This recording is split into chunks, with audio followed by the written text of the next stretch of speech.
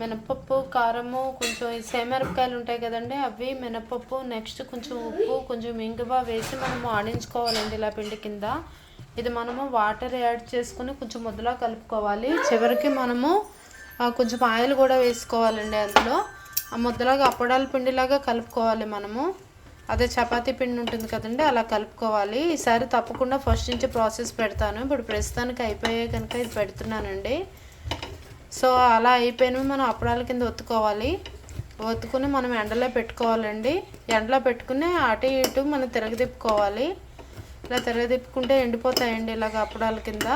అవి ఇలా చక్కగా కాల్చుకునే ఉంటే పిల్లలకి తినడానికి దానికి బాగుంటాయండి. ఇదిగో ఇలా కాలు వస్తుంది, చూస్తారు కదా, చక్కగా మంచి వాసన వస్తూ ఉంటుంది. పిల్లలకి హెల్త్కి చాలా మంచిదండి.